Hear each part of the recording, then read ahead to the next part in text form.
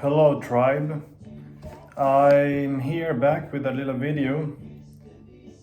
We always want to blame someone else for what's going on in life when it comes to a bad economy, when it's coming to a bad societal environment or economy basically.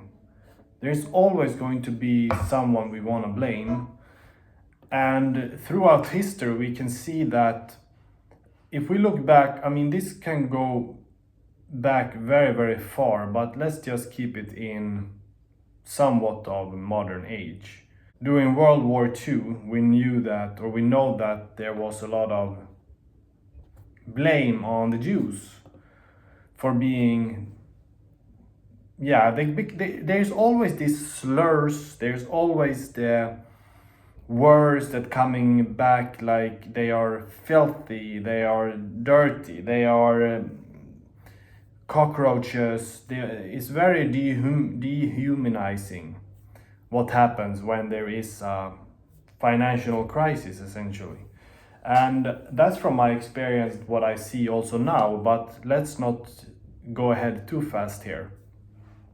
We can see the same during the Khmer Rouge, for example, or actually any other genocide like the Rwanda genocide.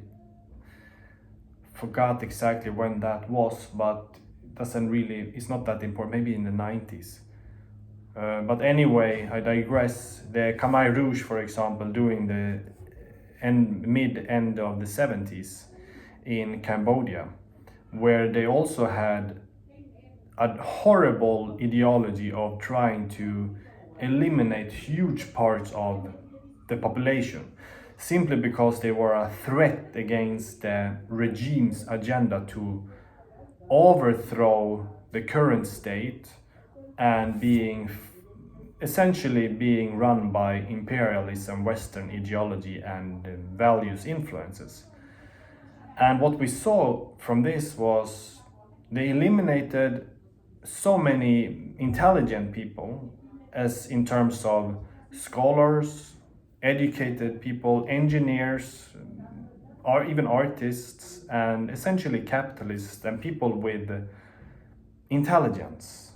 Because you were not supposed to have intelligence, because intelligence was a threat to the regime that overthrown the power, and essentially you gotta excuse if there's voices in the background, because there's always loud people on the streets here, and it's very visible to hear through the walls and windows, because the windows in Portugal is really like that.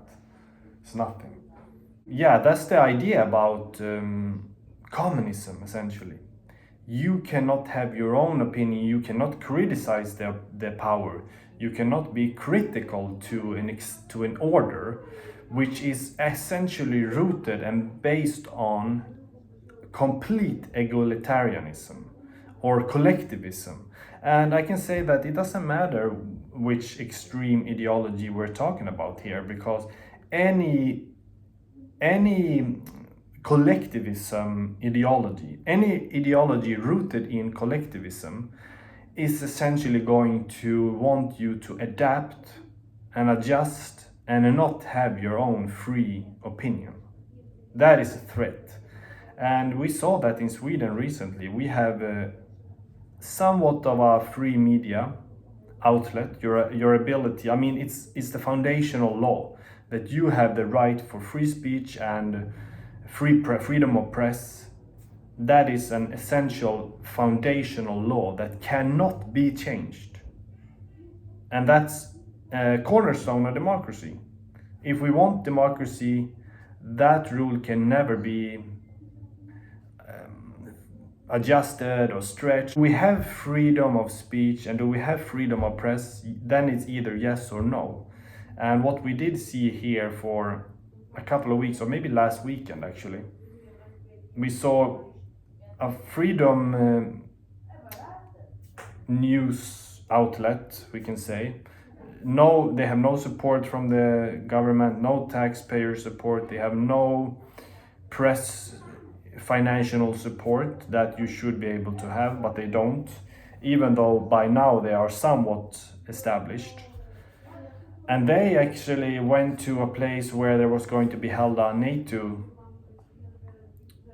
meeting, important such ones, and the police took them down just because they were from this specific news outlet, and they were thrown to the ground and they were driven out far from the city where the meeting was held, and they were took away far into the forest. Just horrible. Yeah, the fact that there is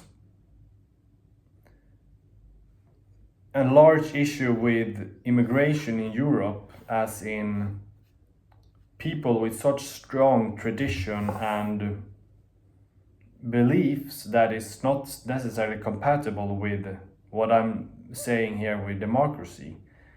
That is a real problem, and that needs to be addressed. And that's what I wanted to get to now.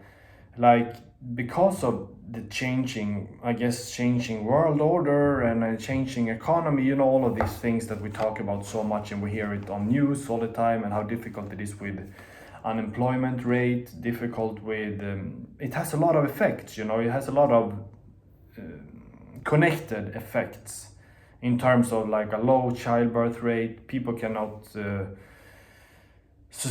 build a prosperous future, they cannot contribute to society, they cannot have their own dreams fulfilled, or they cannot have their own houses, they cannot buy their own first home. You know, it has a lot of surrounding effects, and we always want to blame people and something else when there is a financial crisis, essentially, or job crisis. And I was just sitting here listening to, it's still Crosby, Nash, I don't know whatever order, it's a band from the 60s, 70s, and good band. It's like a power supergroup. And I mean, I thought about this before, and maybe I have talked about this before, but I found out that those guys are not necessarily, they are kind of the boomer generation, but they are a little bit before. But essentially, boomers, and I see a lot of videos about this, and I noticed that a lot of millennials, a lot of the generation Z or Z, now finding ways to blame the boomers for sitting on, I think it was like 80% of the wealth in United States, which was something crazy like trillions and trillions and trillions of dollars. Yeah, this may be true, and it was completely I mean, obviously they are older. They were born in a time where the economy was booming. It was a different time. I mean, you could make a career working in a post office. I saw a comment yesterday. Her parents, they made a career and they had houses paid off, several cars, going on trips several times a year, and obviously retired. And they had been working in like a post office, and the other was working in a cardboard box store. Like, could you work making cardboard boxes and making a career building or investing in your own house today? I mean, if there is a good pay, I guess you could have like a down payment eventually to make purchase for an apartment or a condominium is possible. But I mean, to have like that lifestyle, a house paid off and cars and trips and vacations and several times a year, it's just one micro example, you know, and that is reflects actually what I'm talking about, that we're born in another time with a different economy. Like, the dollar is not worth anything in comparison to what it was worth back then. And that has led to, I think you get the picture. I don't need to sit here and bring up a lot of examples after example. There is loads of very, very detailed videos and presentations of this phenomena online on YouTube, for example. I think that it doesn't do me any good to sit and like complain on the issue itself, because there's nothing I can do about it, nothing we can do about it. It's just a fact. It's just the economy. It's not necessarily to blame the boomers, but back to what I'm saying here about Stills, Crosby, and Nash, and that generation, even though they are not necessarily born inside of the boomer generation, they grew up around that same time. And yeah, also when thinking about my parents, but it's another thing. My parents, they are boomer generation, and I am happy for them to have the life that they do. Worked obviously very hard and earned the right to have the lifestyle that they have. And I can just say that I am so pleased with that. I'm so happy, and it makes some kind of comfort in me to know that they are well off for, in terms of a lifestyle and how they live, I guess. I mean, I don't really know what they are up to, but I think that they have their things settled for good, which is great. And that's what I want to say, is that it makes me feel some kind of relief to know that my parents, they are don't have to stress about working anymore, I guess. My mom actually retires around these days. And my dad retired, like, I think in 2019, a few years before the official age of retirement in Sweden.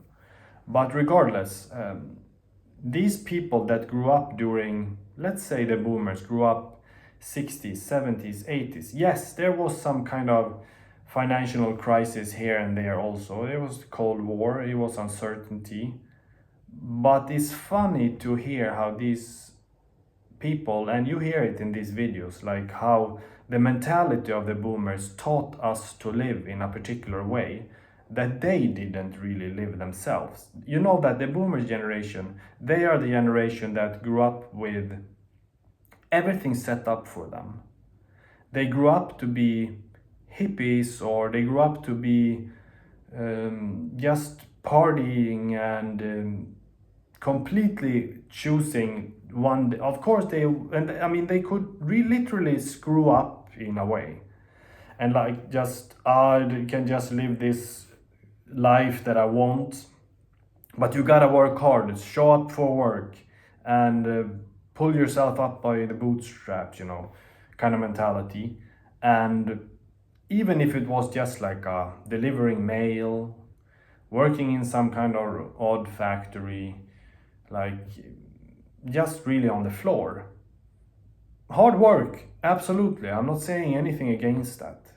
But they could be that kind of loose lifestyle. Like you see, like some people, really hippies, and then telling you how to live, like you should educate yourself, you should do this and do that, and you should work hard, and you should show up, you have to work harder, and you have to apply for more jobs if you don't find it, if it doesn't pay good enough, you just work harder. That's like their mindset, to work harder, when they had just like a show up, do the job, and then they complain about like, but I only earn $10 at the time, and now maybe you earn a few dollars more for any kind of job that they did back then, and that currency value and the growth of the salary is not at all in comparison and proportional in the value of today's currency. I saw a funny thing, and I actually told my dad this recently.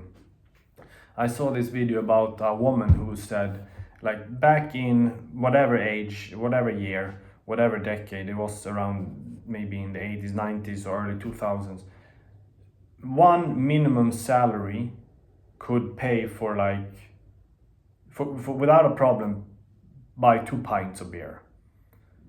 Today it doesn't even make it for one. And it kind of explains a little bit what I'm talking about, the scenario, how the value of the currency has decreased. And that is just a fact. Back to what I'm talking about here, it's like a little bit we want to compare ourselves, we want to find someone else to blame for the financial situation, and but in the end of the day, it doesn't make any difference. We can blame the immigrants, or blame the Jews, or blame the Christians, or the Buddhists, or the boomers, whatever group we find to put the blame. It can be dangerous, but sometimes legitimized also, I guess. But I think a lot of it comes back to your personal responsibility. And that's what I'm trying to work on right now. And I have always tried to take a huge personal responsibility, like to really carry a load of responsibility on myself, to not be a complaining person, a bitter person. I do not want to be a bitter person. I know sometimes that I can be a little bit grumpy. I think we all can be a little bit grumpy, but I just don't want to turn into a bitter person. I know that I have the responsibility, just like anyone, for your own life, for your own future. And we have it really in our own hands in the end of the day. But you can also not do everything yourself. It's something that I have realized. You cannot build anything completely alone. It's very difficult. We need people behind us. We need a force behind us. We need a tribe and people who are working with us in the same direction, or somewhat belonging to a community. Yeah, it's just a few thoughts, and I think it makes a whole lot of sense to speak about those things that we want to find explanations to why are we not leveling ahead? Why are we not moving forward? So we always try to, I think it's a human natural reaction that we are trying to figure out a logical, rational reason to it. And sometimes media helps us to push a certain agenda. Sometimes we see from our own experiences. I can absolutely tell that I think that there's a lot of large power and forces, financial impacts, and I guess groups of people and interests and forces essentially, that is completely without our full insight. I just find it to always lead that direction the more I look into it and the more I read about events, politics, and economics. Just a few thoughts.